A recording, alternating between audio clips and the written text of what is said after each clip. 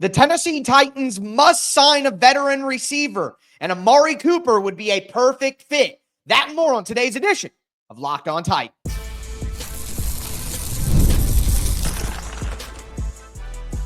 You are Locked On Titans, your daily Tennessee Titans podcast, part of the Locked On Podcast Network, your team every day.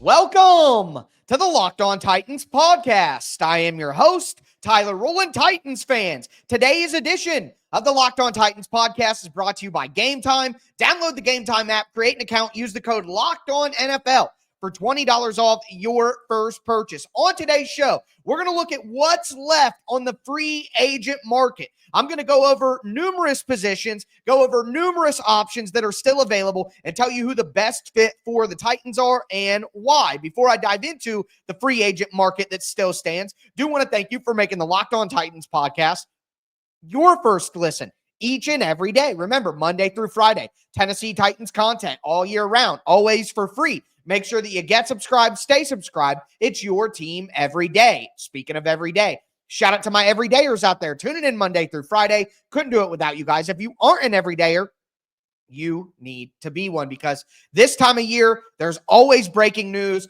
The draft is right around the corner. We're going to go over 200 draft prospects during the month of April. We're going to get all kinds of movement still, including some of these free agent moves. So make sure that you stick with me here on the Locked On Titans podcast. Again, I am your host, Tyler Rowland, 25 years as a Tennessee Titans fanatic. I've covered the team for USA Today, Sports Illustrated, and obviously hosted the number one Tennessee Titans podcast in the world, Locked On Titans, for 6 seasons. But with that being said, before we talk about who the Tennessee Titans should go after, do want to kind of clear some things up. Right now, the Tennessee Titans have $45.7 million in cap space, according to Over the Cap.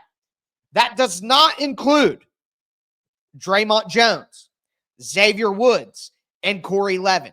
Draymond Jones probably going to be $8 to $9 million cap hit with a 1-year, $10 million contract. Xavier Woods was a 2-year, $10 million contract. I'm guessing he's going to be $3 to $5 million in salary cap hit. Corey Levin will be a veteran minimum contract, a little more than $1 million, less than $2 million most likely. So I think those 3 players will result in about $9 to $12 million of cap space. And then what happens is you got to take off players from the roster, because only the top 51 players count against the salary cap during the offseason. So for every new player that you add on, Draymond Jones, Xavier Woods, Corey Levin, you're basically taking off $3 million off the salary cap, because you're removing 3 players that are around $800,000 to $900,000. So ultimately, I think the Titans have about $33 to $36 million of salary cap space right now. We were going to talk about the salary cap structures and the contract structures of all of the players the Titans have signed, but we still don't know Draymond Jones, still don't know Xavier Woods, still don't know Corey Levin, so we can save that for a day where we actually have all of the information. We did get Dan Moore's information, but again, we'll break that down at that time. But wide receiver is the next move for the Tennessee Titans, in my opinion. No doubt about it, they have to go out and get a veteran wide receiver, especially the route that they're going at quarterback. Whether that be Will Levis and Brandon Allen competing, whether that be Cam Ward at number 1, whether that be a trade down and Shadur Sanders, whatever the Titans ultimately do, which in my opinion will be Cam Ward at quarterback, they're going to need another wide receiver. You have Calvin Ridley.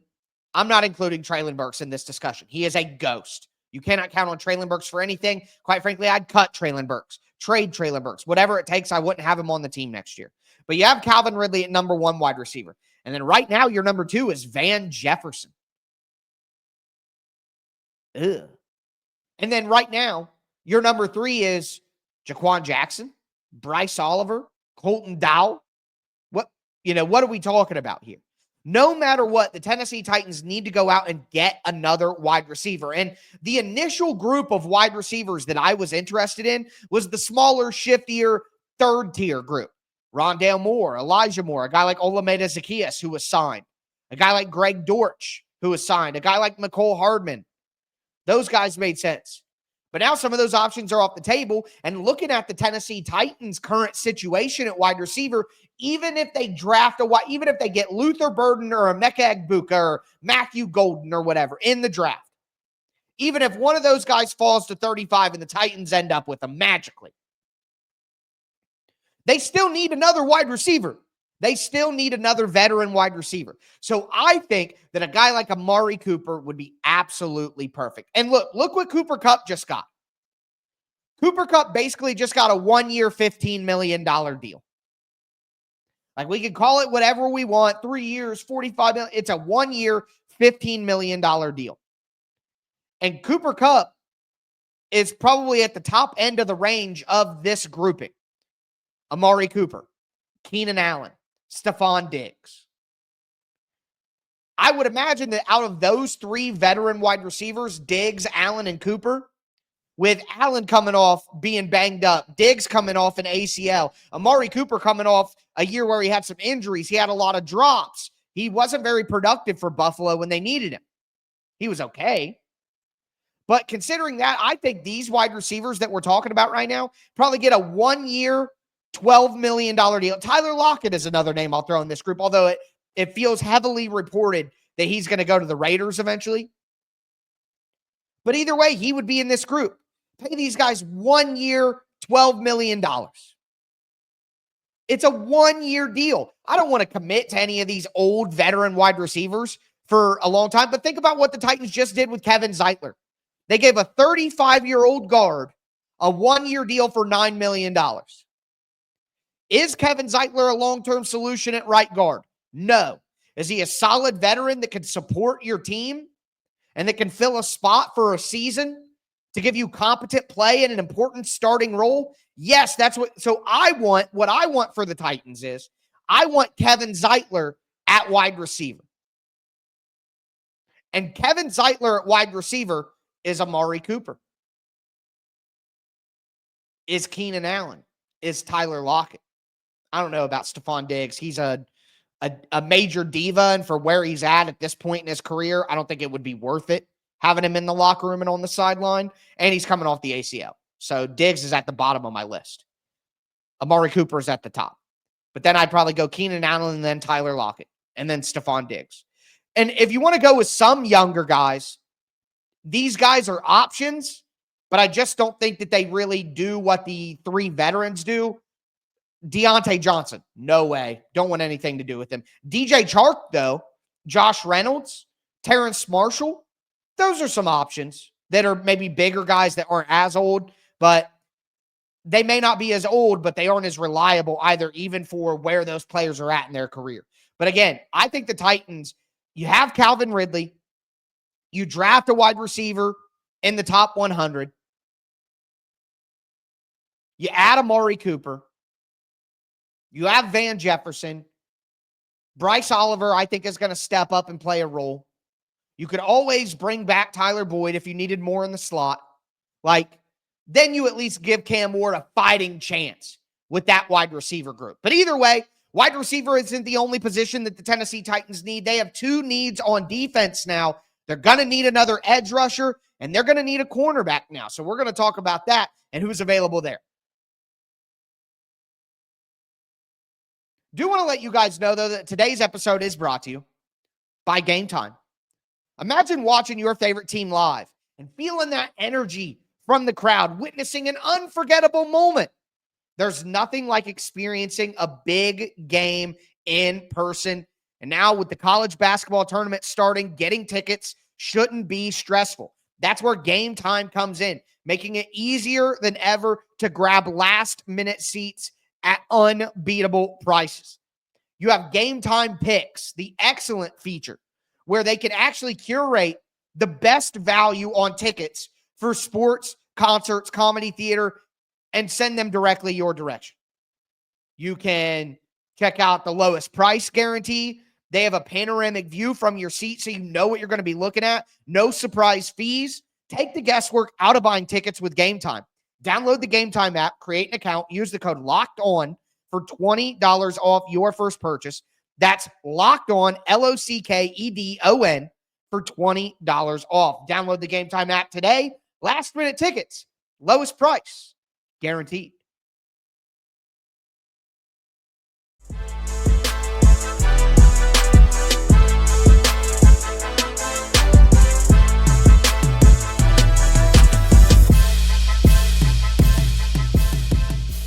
Titans fans, let's continue today's edition of the Locked On Titans podcast, looking at what's left in free agency for the Tennessee Titans, where they need to attack, and some players who would make sense. We went over wide receiver and why I think Amari Cooper would be a perfect fit for the Titans on a one-year deal. Now I want to move to defense, and we'll start with edge rusher.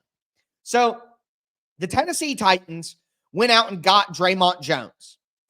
And if you go on any websites, if you look at any free agency trackers or anything, they're going to have Draymond Jones listed as an outside linebacker, an edge. And look, he can absolutely do that. But to me, Draymond Jones is much more of a versatile defensive lineman than he is a pure edge rusher. Now, I think based on what we're seeing here, the Titans are going to want a bigger, more physical edge rushers. Instead of having a Harold Landry at 6'2", 240, 250 pounds, they're going to want 6'3", 6'4", 6'5", 260, 270, 280. And Draymond Jones is 6'3", 260 pounds. So it's clear that they want some bigger bodied edges. I think in the run game, that was an issue for the Titans last year, is being able to set the edge physically. Just thinking about it makes me cough because they did it so poorly last year. But with that in mind, what I'm trying to say is that I don't think that adding Draymond Jones means the Titans have checked the box at edge. I see him more as a Danico Autry style player that has versatility up and down the line in pass rush situations than a guy who's going to set the edge as an outside linebacker in run defense. You know what I mean? Like, I see him more as a 5 technique, as a interior rusher, or a 4-down edge in pass rush situations. So the point is they still need 2 edge rushers, and I think you're going to get one of those in the draft. It's a very good draft class on the edge. I think the Titans need to get an edge with a top 100 pick. Like, that's what needs to happen. Quarterback, wide receiver, edge. Quarterback, wide receiver, edge. That's where the Titans have to go early in the draft.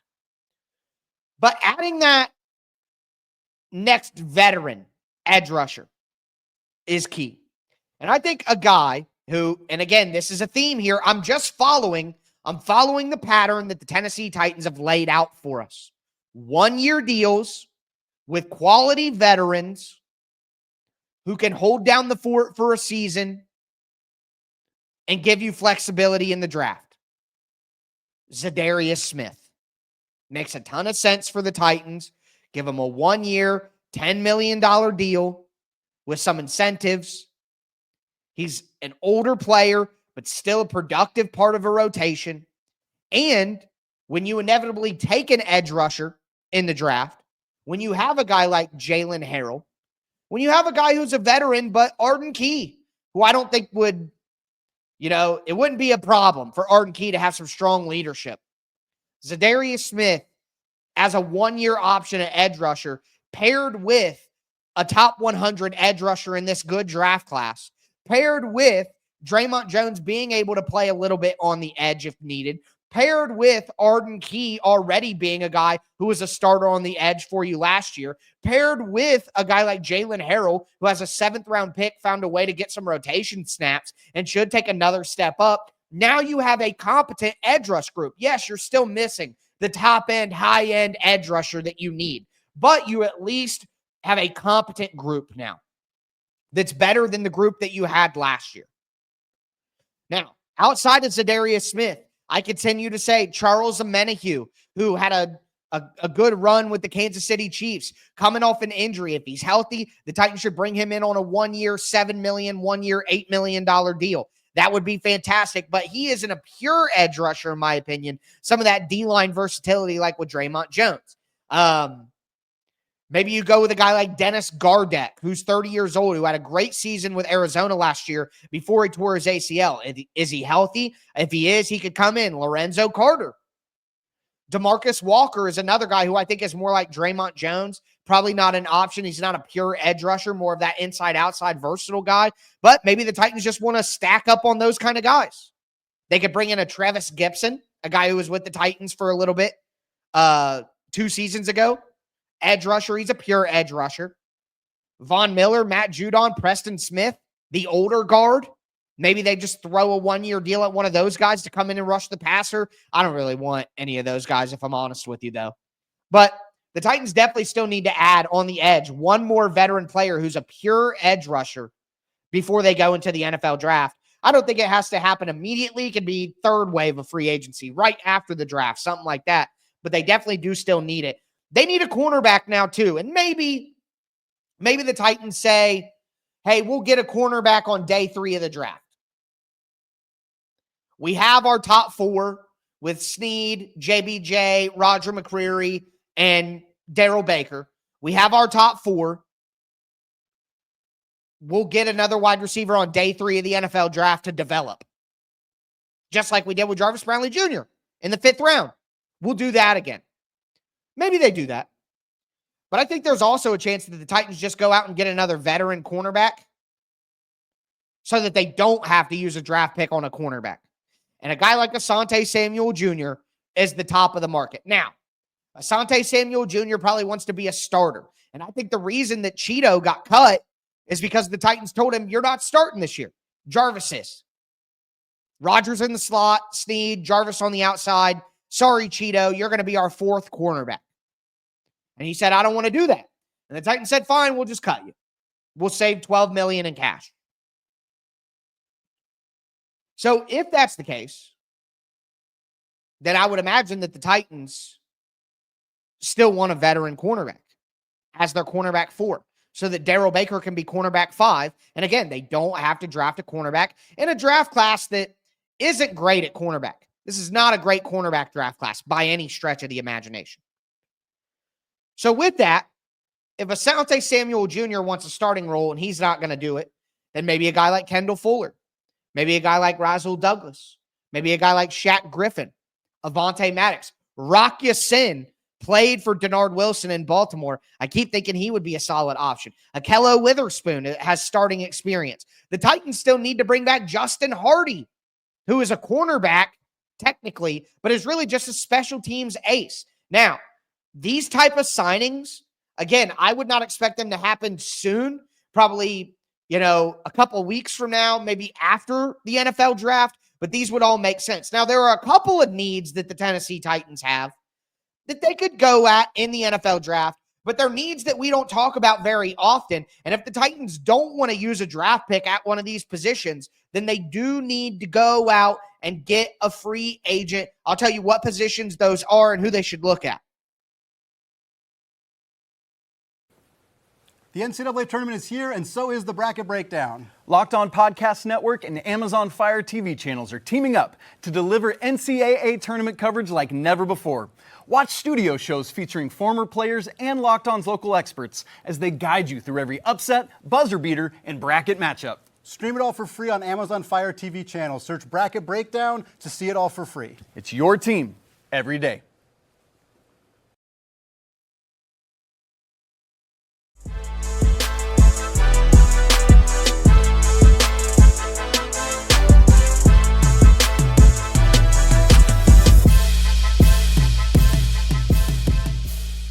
Titans fans, let's cap off today's edition of the Locked On Titans podcast, going over the remaining free agent market. Again, the Titans probably have about $33 to $36 million after we get the final contract numbers. Once we have all the final contract numbers of all the main free agents, we need Draymond Jones and Xavier Woods. I'm going to go over all their contracts and go over specifically how much cap space the Titans still have. But again, my projection right now is about $33 to $36 million.